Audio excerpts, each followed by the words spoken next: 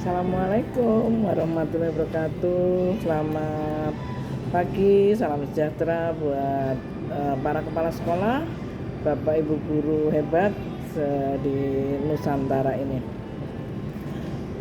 Saya Endang Sulistiawati, berasal dari kota Probolinggo.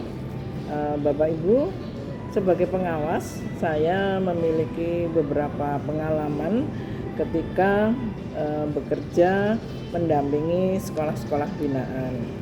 Mungkin dari pengalaman yang saya miliki ini kita bisa saling berbagi ya, mungkin ada masukan dan sebagainya ya. Kenapa saya ingin berbagi apa yang sudah saya lakukan?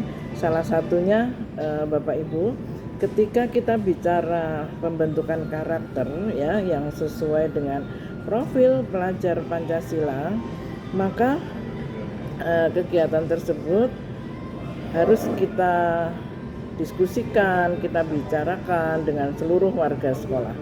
Karena tim tersebut akan bekerja sama, berdiskusi, menyusun program ya.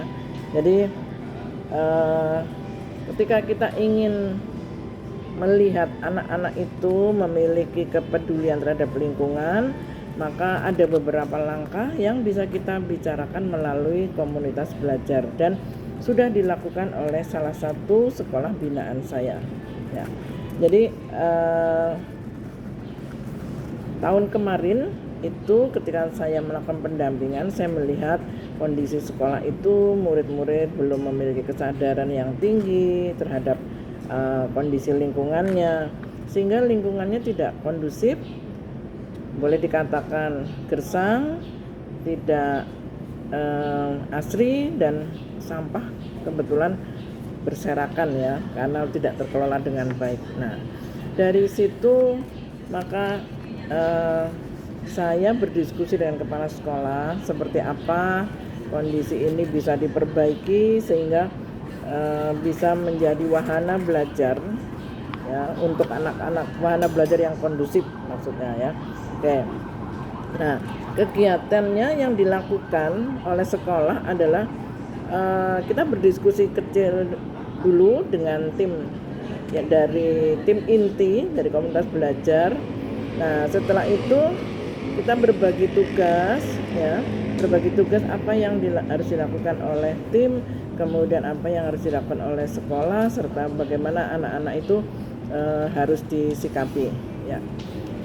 Kegiatan-kegiatan yang secara bertahap itu dilakukan, dibicarakan, didiskusikan dalam komunitas belajar, antara lain menyusun agenda ya pertama kali ya. Setelah itu tim itu mendiskusikan dan menentukan langkah-langkah strategis.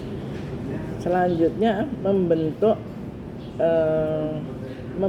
rumpun mata pelajaran, karena untuk menciptakan anak-anak yang berbudaya lingkungan itu kita bisa memasukkannya melalui mata pelajaran ya, kemudian diimplementasikan dalam kegiatan keseharian seperti itu.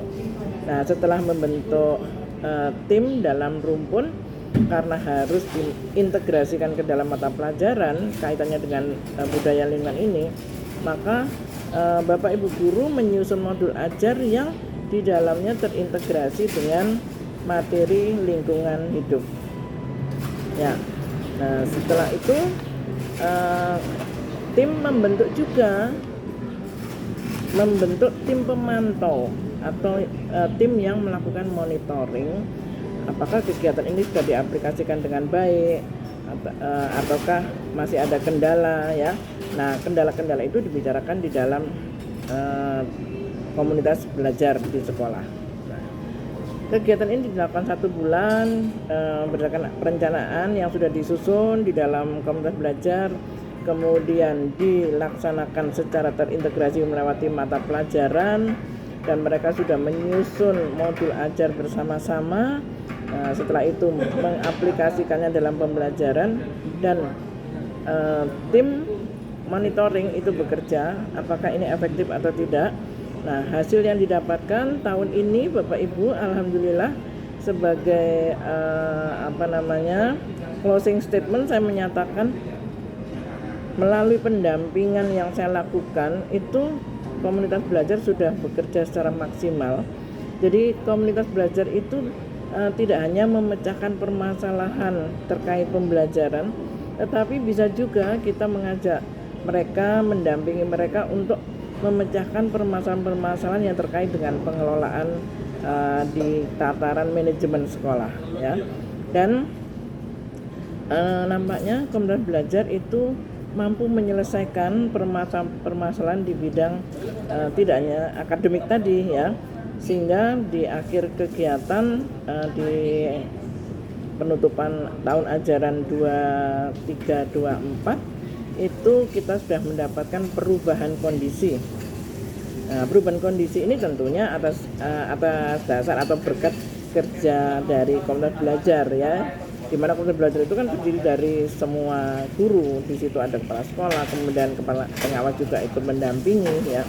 Nah, hasil yang didapat saat ini sekolah itu berkat kerja murid, ya, sudah menunjukkan perubahan fisik dan perubahan perilaku, di mana perubahan fisik itu dilakukan melalui kegiatan-kegiatan ekstra, sedangkan kegiatan di pembelajaran itu kita bisa melihat adanya perubahan karakter karena anak-anak itu sudah diberi pemahaman melalui materi di kegiatan intrakurikuler dan kegiatan yang lainnya berdasarkan ekstra itu ada kegiatan-kegiatan yang mendukung.